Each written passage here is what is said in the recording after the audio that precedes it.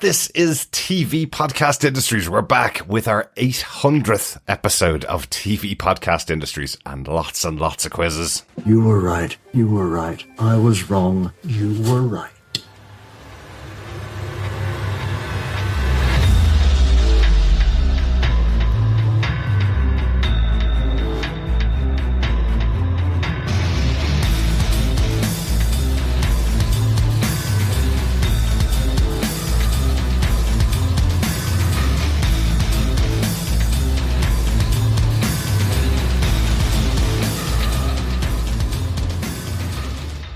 Welcome back, fellow industrialists, to TV Podcast Industries. We're at the end of the year and we are doing our 800th episode spectacular with lots and lots of pub quizzes. We will have our Secret Invasion pub quiz, our Wheel of Time Tavern Quiz, our Ahsoka Cantina quiz, and of course, our Gen V student bar quiz. I'm one of your hosts, Derek. Hello there, fellow defenders, wheelies, rebels, and boys and girls, as well as quizzers and industrialists to boot. Mm-hmm. I'm one of your other hosts, John. And rounding out the trio of tavern keepers, pub keepers, and everything else in between. Is it a pub keeper? No, it's not. It's landlord.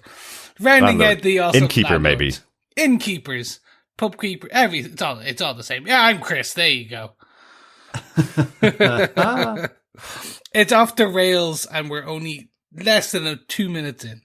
Yes, we have taken the fact that we have not gotten round to doing the results of all the pub quizzes we've done since Secret Invasion to chuck them all in to a celebration of goodie giving for our 800th episode. So yeah, great stuff to come. Yeah, absolutely. Yeah, we've got lots and lots of great goodies to give away during this podcast. And yeah, exactly as John said, we thought we'd coincide it with our 800th episode because there's nothing better for celebrating your 800th episode than giving something back, right? Exactly. Especially to all of our lovely listeners who've been following along with us for all of these amazing episodes of these big shows throughout this year. So we'll go through them one by one. Each of our pub quizzes will be giving the pub quiz questions and pub quiz answers, of course, and then we'll be deciding who the winner is of the goodie pack that we have for each of the shows. One of the things I will mention, of course, is some of the questions will be spoilerific for the shows that we're covering. So if you haven't watched the shows and are intending to watch them, I guess don't listen to the pub quiz questions, right? Oh, you can if you want. Yeah. Oh, or we're not your parents. If you really want to, you can.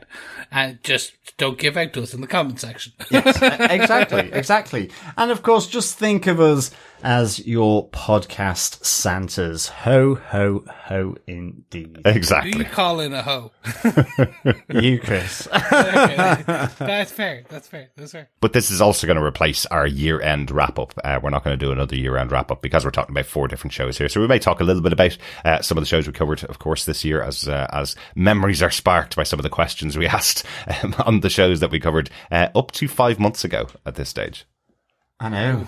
Yeah. So, long time. A lot done this year. Mm-hmm. Yeah. Maybe not the most we've ever done in a year. I think possibly lockdown could have contributed to significant amount of podcasts, but certainly I think they suddenly came thick and fast from around June, where we were covering 2, and sometimes there were crossovers of even 3 podcasts for different TV shows at a time. So hence why, unfortunately, I guess we got waylaid with everything else, including life in there as well, with coming back on the quizzes. So, but of course, all good things come to those who wait. So we are coming down your chimneys with our sack full of goodies for our pub quiz extravaganza for our 800th episode. Absolutely. And of course, a reminder, if you haven't listened to any of the podcasts that we're going to be talking about, you can hear them all through TV Podcast Industries. Pop on over to our website at tvpodcastindustries.com. You can subscribe to each of the podcasts over there. I think there's one for each of the shows that we're talking about as well. So you can go check them out over there. Or pop on over to our Facebook group at facebook.com/groups/TV Podcast Industries, where you can chat with us about any of the shows as well. Exactly. And of course, fellow quizzers, if you don't have a chimney, we will be exchanging our way through your heat exchange system. Yes. We'll vaporize into heat with our sack of goodies. And then back again, because we're magic.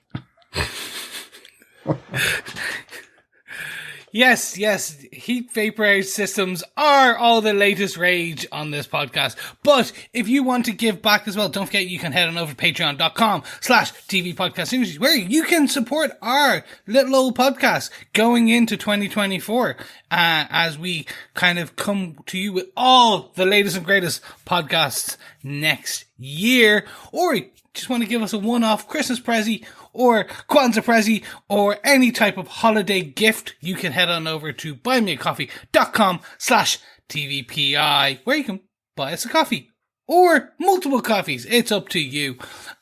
All graciously accepted. Thank you so much. Or just share the podcast. Tell your friends. Do the Spotify wrap up. Tell everyone. Tag us. Show us around. Because sharing the podcast is what, gentlemen, in this festive spirit. It is, sharing of course, the holiday love. Yes, sharing the festive love. Exactly. With jingle bells to boot. Exactly. Great stuff. Let's get straight into it with our Secret Invasion pub quiz. Tell me something I don't know. That's kind of the question we were asking with the pub quiz, wasn't it? Yeah, pretty I much. think so. Yeah, tell me something we don't know. Okay, we will start out this section with a review of the podcast from Panuski over on Apple Podcasts on TV Podcast Industries. Panuski said, Nick Fury, 5 stars. I really enjoyed your Secret Invasion coverage. Nick Fury's never been a favourite of mine, but through your eyes, I had more appreciation for the show. Excellent stuff, Panuski.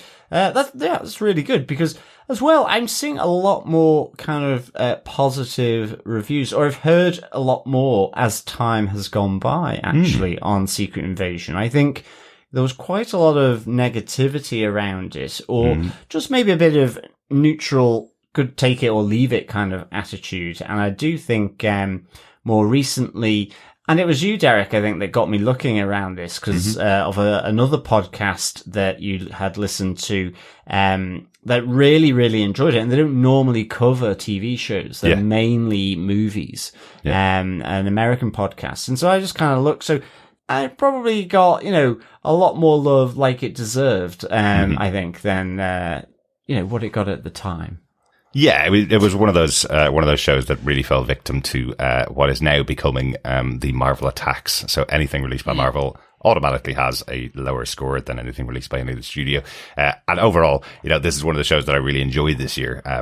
But I was predisposed to like it. So my biggest disappointment about Secret Invasion is that it didn't land with the audience, unfortunately. So I'm hopeful that people have been watching that. We know from our listeners they enjoyed Secret Invasion. Not the best of all of the MCU shows, of course, but in general, those that watched it enjoyed it and enjoyed the coverage. Yeah. And I definitely enjoyed it.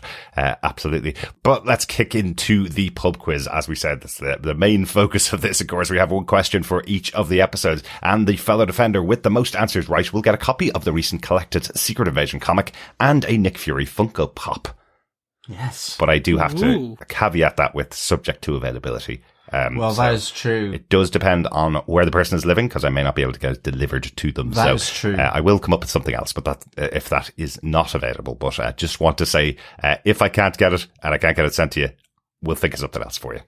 It's always the problem. Like, you see so much cool stuff that's on American merch websites. Yeah. You go to order it and they don't deliver it outside the US, or they won't accept payment from a non-US card. Or if you try and get a friend in the US to do it and put your shipping address in, they won't allow that either. And it's like, damn you. Yeah. Red tape. I just want to give you money. I know, exactly. My damn money. Exactly. Yeah, my friend Ronan got a t-shirt that he really liked on an American website. It ended up costing him $115 for just the shipping and the import costs. Poor Ronan for a €10 t-shirt. Anyway, question 1 on episode 1 of Secret Invasion was, what do Maria Hill and Nick Fury usually share over chess? And the answer to that question was the truth. And nothing but the truth. Yes, some suspect moment there between Maria Hill and Nick Fury as to whether who was telling the truth. Yeah, excellent. On to question 2. What US city did Nick Fury and his mum take long journeys to? Mm-hmm. It was Detroit. Yes, it was. On to question number 3. How does Fury like his eggs in the morning? The answer was poached like his enemies. There you go. There you go. Question 4. What is the name of the whiskey shared by Fury and Rhodes, and how much did Nick Fury say that it cost? The answer to that was Pappy Van Winkle, and he said it cost $5,000. We had a look after the show. We couldn't talk about it on the episode, but that is, of course, a real whiskey in the real world, and the cost at the time when we saw it was about $13,000. Oh, yeah, so and there was significantly higher. Yeah, and higher. Yeah, that was just one price level. What a weird name, though. Pappy Van Winkle. Yeah. When we get super rich and famous from podcasting about all these shows, we'll buy a bottle. There you go. There we go. It'll be our Nick Fury celebration bottle. Excellent. That'll be a pretty good one. Yes. Yeah, I did see in the fall The House of Usher, the Mike Flanagan show, they had a bottle of cognac in there. There's about $2 million a bottle. Oh yeah, that was the gemmed one as well. The bottle was all had diamonds and stuff. Exactly. Yeah. So maybe we can aim for that one too. Sure. Yeah, probably arrived on the back of a unicorn as well. Maybe. On to question 5. What does Sonia Falsworth say podcasts are full of? The answer: men gaslighting and threatening murder. Yes. Murder? Thankfully, almost everybody who sent in a response to this question did say not our podcasts, Yay. not all podcasts, most podcasts. Murder? That's Olivia Colman in Hot Fuzz, isn't it? Yeah. Rounding out the season of questions and the actual season of Nick Fury. Question 6.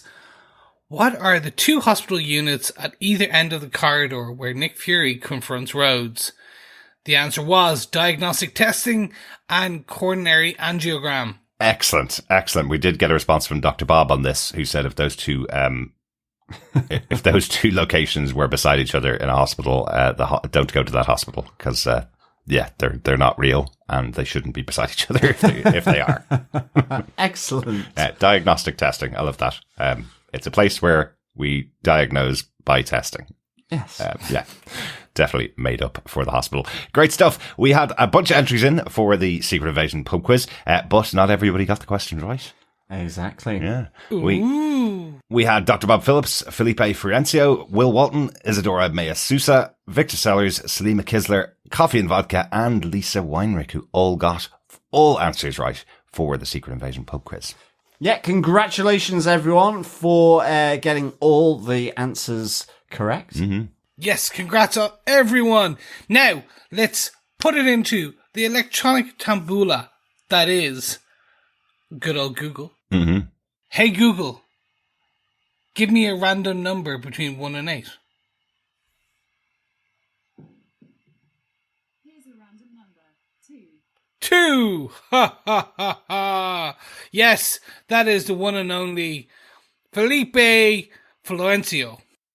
Congratulations, Felipe, on being the winner of the pub quiz. The Christmas spirits are obviously shining down upon you, and you'll be we'll be in contact in respect to the goodies. Yeah, so congratulations. Excellent stuff. Congratulations, Felipe. I'll be in contact with you on your email address to provide you the details of what the prizes are. As I said, we should be able to get you a copy of Secret Invasion Collected Edition plus a Nick Fury Funko Pop.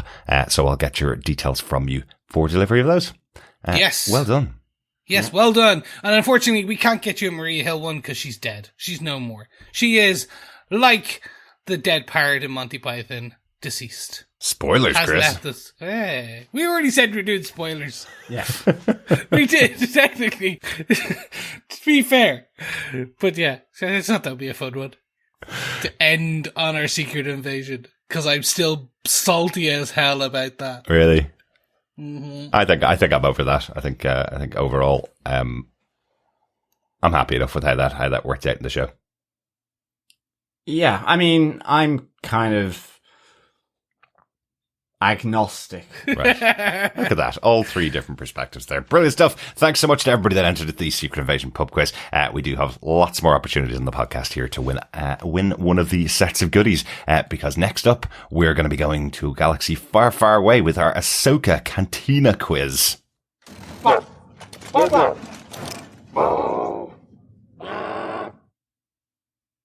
Yes, fellow quizzers, we are in the world or the galaxy of Star Wars for this part of the podcast. But first up, we have some feedback that we thought we would share from Liam Sinclair. Yes, we do. We have an email that we got in from Liam Sinclair after he finished watching Ahsoka. He says, "Hi, Carta. Hope you're all well. I know I'm behind, but I do have to defend Senator Giano. But first, thanks for the show. I'm not deep in the lore of Star Wars, and your filling in the blanks has definitely helped me enjoy Ahsoka much more. Now, the Senator, Giano, maybe it's my perspective as a retired politician, but I'm totally on his side. Government bodies, especially well-armed ones, need oversight from elected representatives. Agreed hierarchies only work when those with their finger on the trigger accept that the oversight is for the greater good on behalf of the people. Soldiers who decide they know best and ignore democratically elected representatives don't usually end up coming off well in history books. My feeling is Senator Giano will be an important good guy at some future point. All this fuss only being for the greater good of the Republic. He is annoying, though. I know that this is too late for you to discuss, but the retired part of my politician status has left me with a bit more time on my hands. Best, Liam." Thanks so much for sending in the feedback to us, Liam. It's a different perspective than we had when we discussed the show, of course. And I suppose there is a little bit... I hinted at it, I reckon. You did hint at the possibility that he could be a good guy, but there is one piece of information that someone who doesn't watch the animated shows may not be aware of, which is that the character of Giano is connected to another one of the Star Wars animated series, Star Wars Resistance, where he is connected to one of the antagonists in the show, let us say. So he may not necessarily be on the level, which is part of that knowledge people came with seeing him on the show. And also, as a Star Wars fan, people who've been watching these movies and shows for 40 years, you see the plucky heroes coming in and going, right, we need to go and stop the bad guy. And you've got a politician standing in the way of them. Gives a bit of flashbacks to a particular senator who eventually became the Emperor of the Galaxy, blocking people from doing those actions that you'd want to see your heroes do. So while it might be realistic in the real world, that a senator is going for the greater good, in this case, Giano maybe working for the greater bad, let's say. Yeah, possibly. Yes. I mean, look, I think, as I say, we kind of hinted at the fact about oversight, but at the same time, yes, you're kind of going, but he's going against Syndulla, General Syndulla here. She's awesome and a hero and a rebel. But nonetheless, I still hold out hope. He's also very annoying. An individual senator shouldn't be shouting down a witness at giving their testimony. Have you seen? I've seen. I absolutely seen the Oireachtas Committee. Yes, absolutely. But yeah, I think it was give a bit of the stage. There would be somebody calling time on his attacks on Syndulla, trying to throw her out before she got a word out. So yeah, it can get fruity. It can. Brilliant stuff. But thanks so much, Liam, for sending in your thoughts. Please, to anybody else who wants to send in any of the thoughts on the shows that we've covered, you can email us to feedback@tvpodcastindustries.com as well. Yeah. Thanks, Liam. Yep, thank you so much, Liam. But back to the Star Wars Ahsoka Cantina quiz. The fellow rebel with the most answers right will get a Star Wars Ahsoka mug and a copy of the Ahsoka audiobook on Audible, read by Ashley Eckstein, who originally played Ahsoka in Star Wars Rebels. Yeah. Excellent stuff. And, of course, Star Wars The Clone Wars. Apologies. Of course, she was in Star Wars Clone Wars and Rebels. So, yes, same actress. But, of course, I will say, again, subject to availability. If you don't have access to Audible, I can't send you on a copy of the book. So, I will, of course, be in contact with the person who gets the most questions right, which we'll go through now. Yeah. First off, let's start with our question 1. What are the 2 types of lethal animals that appear in the mural dedicated in honor of the rebels? It is, of course, the Loth wolves and Loth cats that we saw fluting around in the Ahsoka, and of course loads of them in the Rebels animated show whilst they're on Lothal.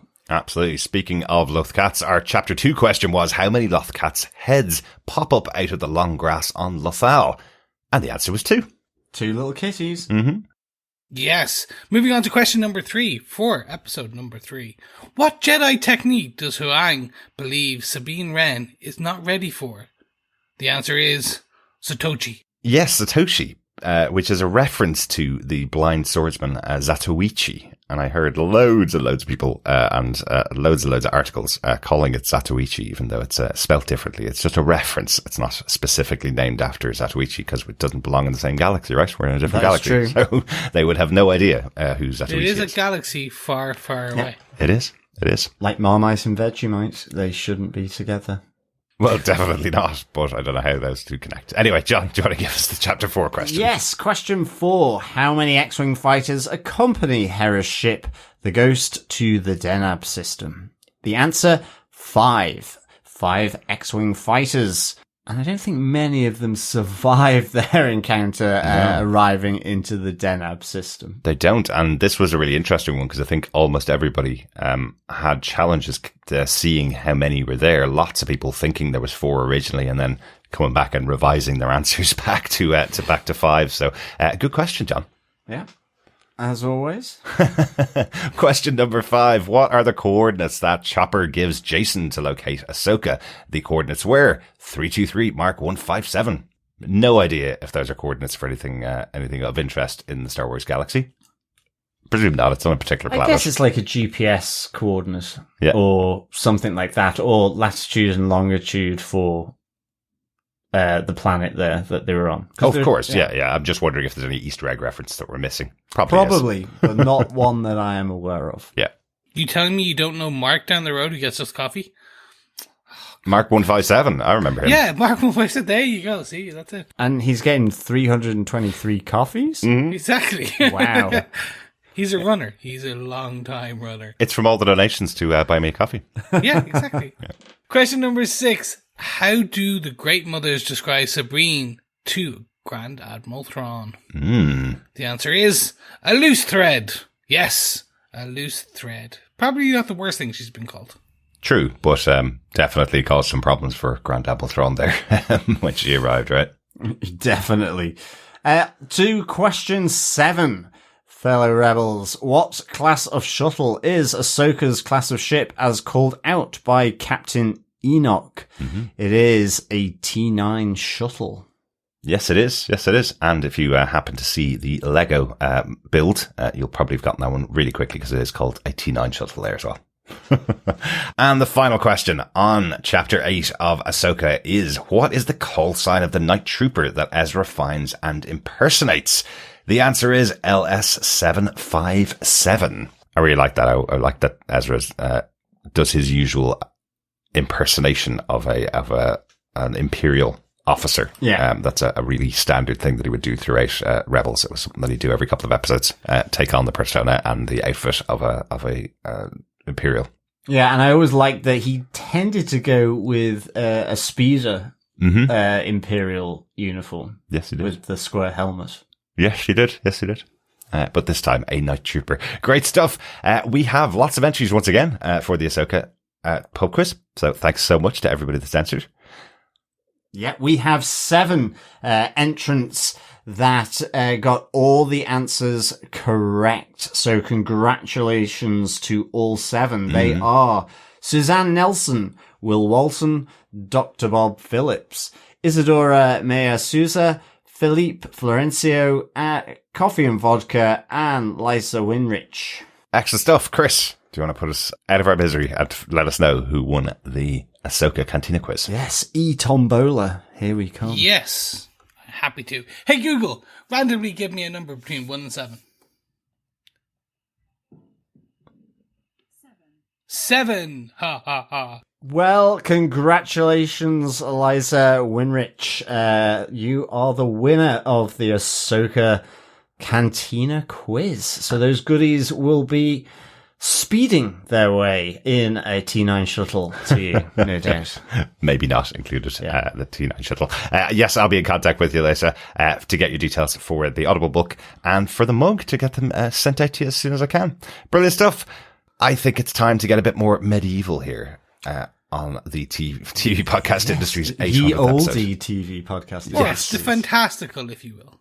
Yes. Fantasy, high fantasy, my good. That's true. High It's actually fantasy. could be futuristic, as Yeah. we've been talking about on our Wheel of Time podcast. So let's head on over to our Wheel of Time Season 2 Tavern Quiz. A bottle of wine. You should let me work through one a week.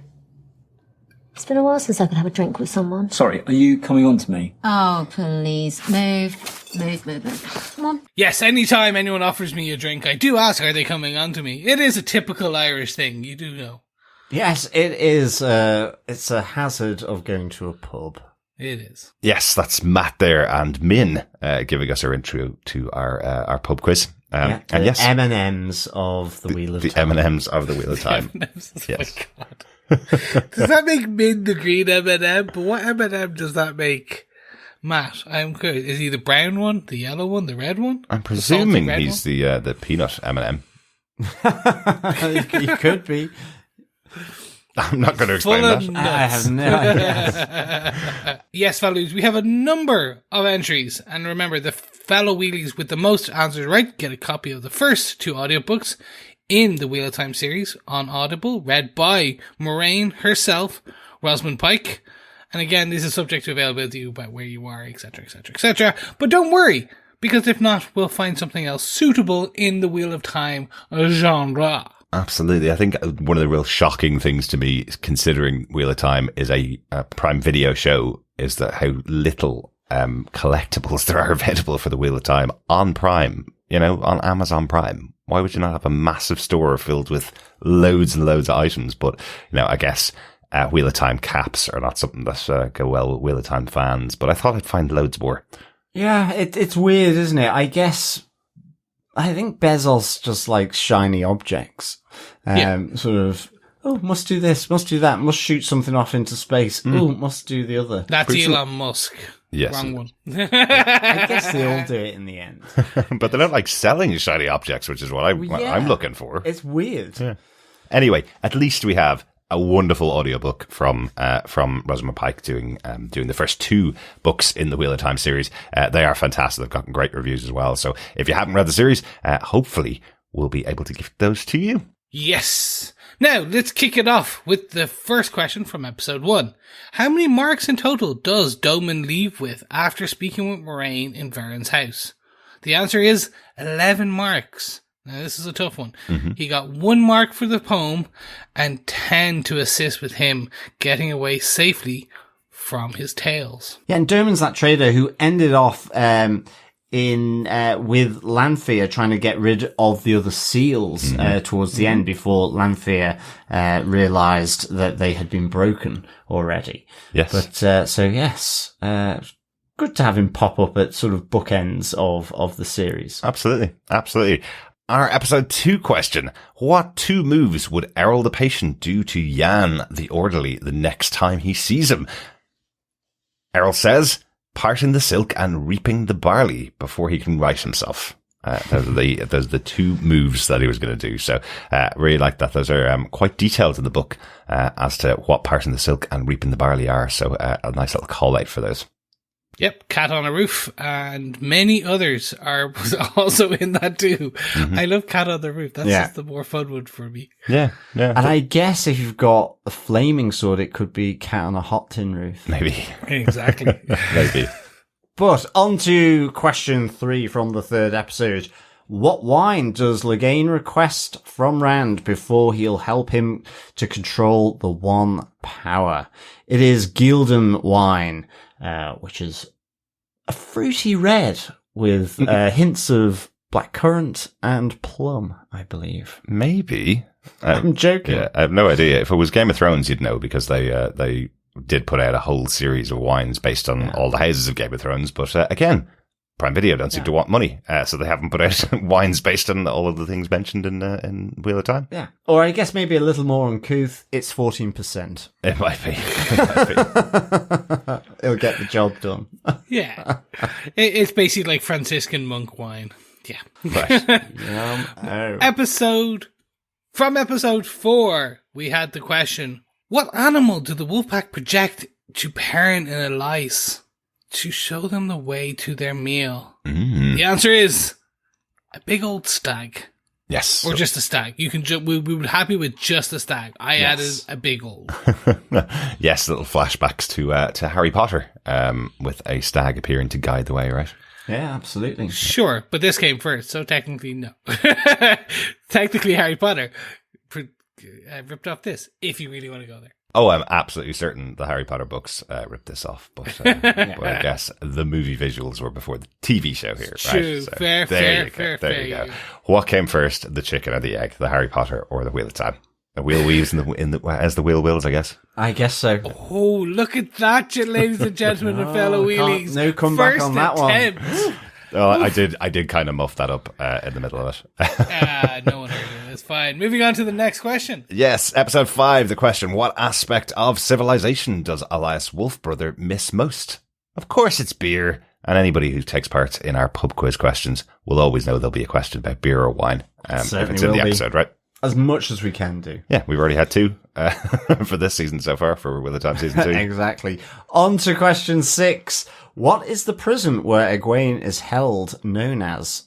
It is the kennels. Oh, I remember being really frustrated that you chose this as the question because we couldn't talk about how disrespectful and horrible this is as a name to all of the captured characters in there. You know, Egwene effectively being treated like a dog and all of them being held in the kennels rather than a prison. So, yeah, I remember this being a really interesting moment within episode 6. Yeah, no, definitely. Episode 7, question. What game is Logain playing when Lan comes to visit? It is a Game of Stones. Yes. Not a Game of Thrones, Game of Stones. No. Yes. Yep. Very close, but not the same. And the final question will be available after the episode airs, because Derek forgot to take it and put it into the document. I have it here. And the 8th and final question is, what name does Dane Barnahold call Perrin, first in recognition, then in anger? Yeah, interestingly, he calls him Two Rivers because that's where he's from, of course. So, but it was really interesting to see him use that when he meets Perrin first, and then calling that in anger from then on. So it's like his vengeance name for him. Two Rivers. Yeah, exactly. Exactly. I'll get you for killing my father. Well, absolutely. Mm-hmm. A few less entries for this one because the questions are a bit more difficult in this show for Wheel of Time season 2 as well, which is fine. Yeah, absolutely. Yeah. But our potential winning entries come from Coffee and Vodka, Dr. Bob Phillips, Danielle Chasseur, and Victor Elias Von Doom. Very good. Yes, just 4 entrants with all the answers to the questions correct. So, Chris, fire away. Hey Google, randomly choose a number between 1 and 4. Here's a random number. 1. 1! Ha ha ha. Yes! Coffee and Vodka will be listening to the dulcet tones of Rosamund Pike, Moraine herself, reading the first 2 books of The Wheel of Time by Robert Jordan over on Audible. Fantastic. Great stuff, Coffee and Vodka. Congratulations. Yeah, congratulations, Coffee and Vodka. And thanks so much to everyone else for your entries. Good stuff. Shall we move on to our wild Student Union bar quiz with the Gen V quiz? Absolutely, yes. Time to get back to the world of the boys for Gen V. Get it. Got it. Good. Still one of my favourites from that season.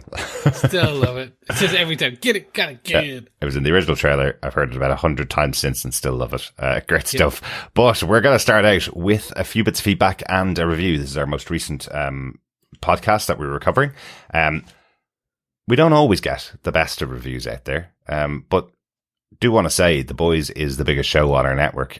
In just the month of November, we got over 20,000 listeners to The Boys, so it is absolutely our biggest podcast. So sometimes our podcast might rub people up the wrong way, or some people listen and it's not for them. But Viv Vision decided to leave a 1-star review for us. Do you know why, guys? Go on. The title of the review was Not Explicit, 1 star. He goes on to say, I get doing a podcast on a very popular show, but when the show has its good number of mature content, I feel like you should stick with that and stick with what the show is offering and not go towards a family-friendly way when the show is anything but that. If you want to have family-friendly talks, do it towards family-friendly shows. Excellent stuff. Irony lost. No Completely. doubt. Completely lost. We do mention it often. We have a main feed, TV Podcast Industries, where all of our podcasts are on it. That is a general audience feed. It's up to 15s. So that's the rating we have against it. If we do curse on one of our podcasts that goes on that feed, I either have to edit it in one feed and not put it on the other feeds, which I'm not going to be able to do, unfortunately, or we just keep it all the same. We talk about it the same way. I don't think there's any impact lost. And to be honest, I don't really know how different an explicit version of our podcast would be. John, can you think of what an explicit version of the Gen V podcast with me and you hosting would be that was different to how we actually recorded it? There'd be less innuendo. There would be. And more just explicit effing and blinding, I guess. Maybe. I guess that's all. You just say, oh, and then the effing did this, or you know, whatever, I guess. I can think of another way to make it more explicit. Which we're also not going to do on a podcast. Yeah, no, that would be for OnlyFans, I guess. It might be. TV Podcast Industries Nights. Oh, after dark. Yes, mature. Yeah, after dark. I honestly, for this one, I fully understand. Don't think the irony is fully translated. For me personally, I actually enjoy innuendo more than just straight out kind of. I love innuendo as well. I know. It is a whole other thing. See, it's more fun. You can have more fun with it. We can get more creative with it. Yeah. Don't get me wrong. I swear like a sailor sometimes. But I also, having a 15 limit on our target audience and our feed does make me think and use a greater vocabulary and grammar than I sometimes do. I'm sometimes forced to think like a walking thesaurus and really go, Did you say T-Rex? Thesaurus, my good sir, not a T-Rex. We might need to get Chris a new thesaurus for Christmas. Why? Yeah, just an updated one. This is from ye old 1901. There you go. Shivering me timbers. But we do, of course, appreciate the feedback division. I presume he did stop listening to the podcast at that stage because, hopefully you choose the podcast that you like. We've been podcasting for over 800 episodes. I think, honestly, it would be hard to switch my brain into one podcast that's an explicit podcast. I've done some podcasts before with Podcastica. As you guys know, I used to do some podcasts on The Walking Dead with them. And they are an explicit show where you can curse. And I found it quite difficult to just switch over when I'm sitting in front of a mic. I'm usually stopping myself from cursing. So it's probably just easier that we keep it all the same, right? Yeah, we do so many podcasts, absolutely. It'd be difficult to twist for just one. And I wouldn't mind, but we're complete potty mouths in normal life. So I guess we're just attuned and conditioned now to doing it in a family-friendly way, Derek. 800 episodes, dude. 800 episodes. Yeah. Great stuff. We also got some feedback over on Spotify on our final episode chat, John. Just want to mention this because we didn't have an opportunity to go back and amend the podcast. Both Sinister Dexter and Smithers both pointed out, you're wrong about not seeing translucent in the flesh. When Huey had him in the cage, he became visible for a short time. So that corrects something that we weren't sure about on that last episode. So absolutely. When his son becomes visible after being knocked out by Marie Moreau, it should have been as much of a surprise because that's the same thing that happened to his father, Translucent. So we weren't sure whether you ever got to see Translucent in the flesh, but you did. Fully naked flesh in the first season. Yes. And in many, many pieces later. Yes, you did. Yes, you did.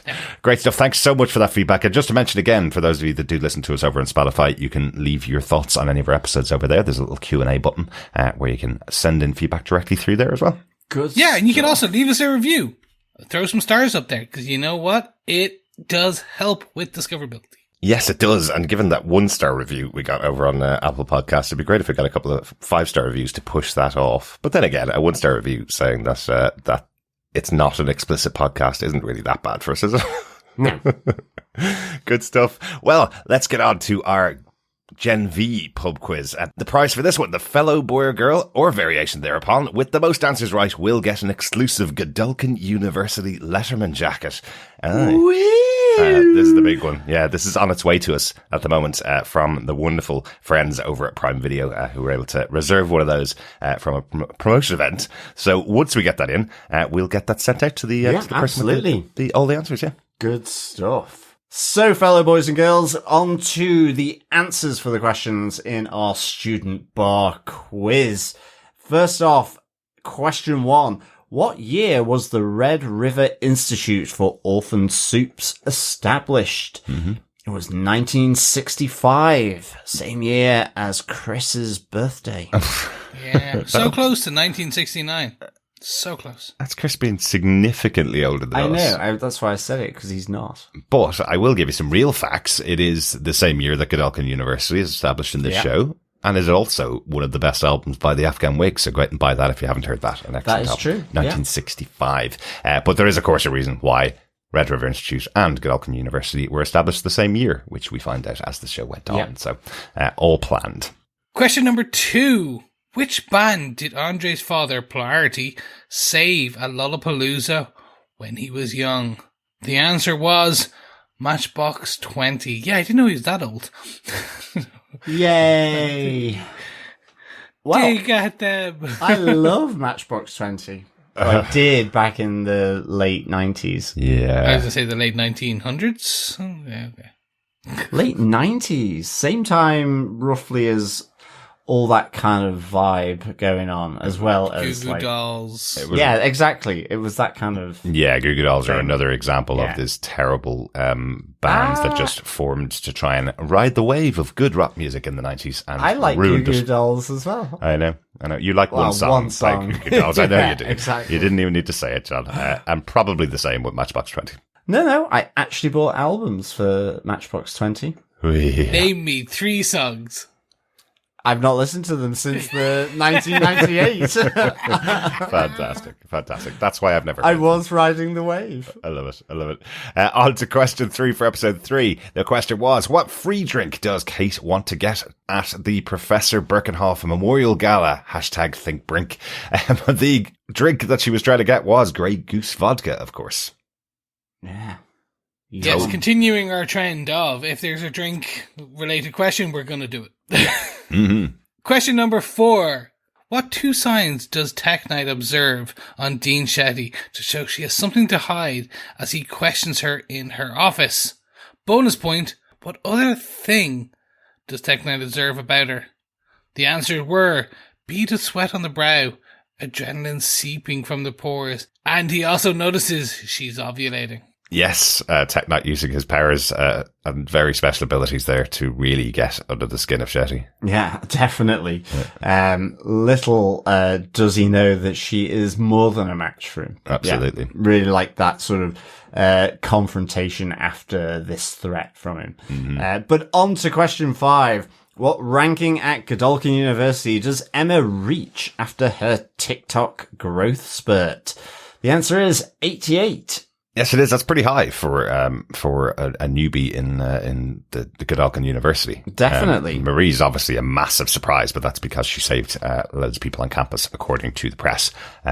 Whereas Emma has moved up in the rankings just by her big growth spurt. So, like that. That's very cool.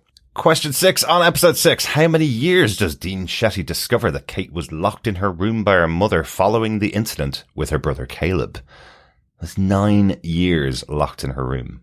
Yeah, you could see why Kate went absolutely crazy for revenge, to be honest. Kind of. You can definitely see why she fell in love with the idea of somebody treating her like a human being. Well, that as like well. Shetty's pretending to do. And then we realise she's just treating her as a weapon. That's fair, but she's also absolutely crazy. Yeah. Yeah, again, being stuck in her room for 9 years probably would drive someone pretty crazy. Definitely. Yeah.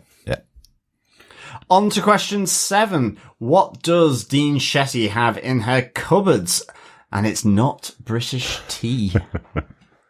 The answer is edibles. Yes. Of course. Of course. Every good British person has those in their cupboards. Yes. Outside. Beside the tea, of course. Beside. She likes to get a little high, I guess. Yeah, absolutely.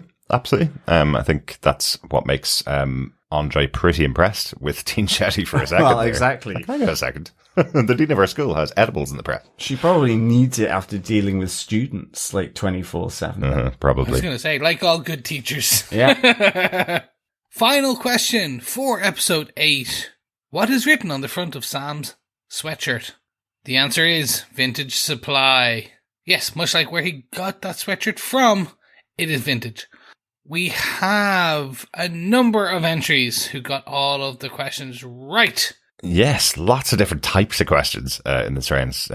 In this round, I say, in this show. Lots of observation questions, question about alcohol, of course. But we did get loads of entries, but a couple of the ones that we got in, of course, didn't have the right answer. So it is down to Will Walton, Coffee and Vodka, Vought Von Doom, Dr. Bob Phillips, Pete DeBelatis, Jasmine Wang, and Moist Chewbacca. Excellent name. Which has to be the best name for an entrant for this round. It's Chewbacca, but only looking as though he just got out of the shower. Absolutely. Absolutely. I guess smells that's like a wet dog. Solo, I think, when he has the share with Han Solo, isn't it? Yeah. Congratulations, everyone, for getting through to our e-tombola part of the student bar quiz. Mm-hmm. Chris, take it away. Yes. Hey Google, randomly choose a number between 1 and 7.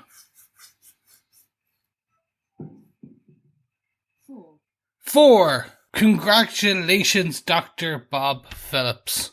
Much like Dean Shetty, are going to be walking away with something fabulous. Yes. Not just British tea. A selection of the 7 dildos of Vault 7. I know. That was I not kid. the prize, John. That was not the it prize. wasn't. No. It's a selection of edibles. Oh, no, it's not No, that. that's either. also not the prize. No, okay. Not the prize. I will be in contact with you, of course, Dr. Bob, to get you details to get that Godolphin University Letterman jacket out to you in the next couple of weeks, yeah? I know, Christmas time at the moment. It might take a little while to get it to your home address, but we should have it out to you in the next couple of weeks.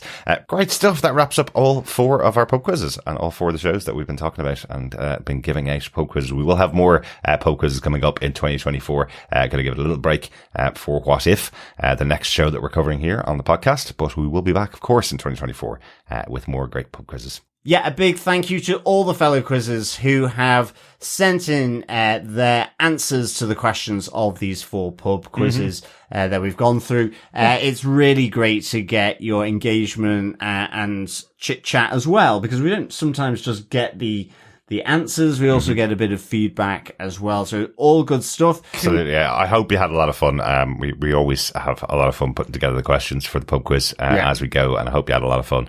I will say my favorite entry that I got was I got one email in that just said 1965. Had no reference to what show it was, no reference to the fact that it was part of the Gen V pub quiz or anything like that. Just an email in that said 1965, and they never sent another email to us again for the rest of the series.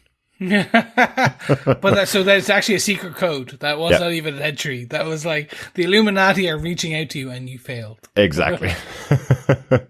Yes, thank you so much, everyone, for all your entries. Thank you so much for taking part. And if you didn't take part, why not take part next year when we do our follow-up pub quizzes? We will be back with What If Season 2 on Disney Plus, but we'll also in 2024 be covering a host of shows. Fingers crossed, Part 2 of Invincible Season 2. We will be covering Echo and a number of Star Wars shows, because it all looks like they're all coming out next year. Dates TBC to be confirmed, because we have no dates yet. But we'll see everyone for What If, because it's going to be a good one. Fingers crossed. Well, what if it's going to be a good show? We know it's going to be a good show. Absolutely. Yes, it is a good show. It is going to do a 1602 episode, which I cannot wait for. Fingers crossed, it's a goodie.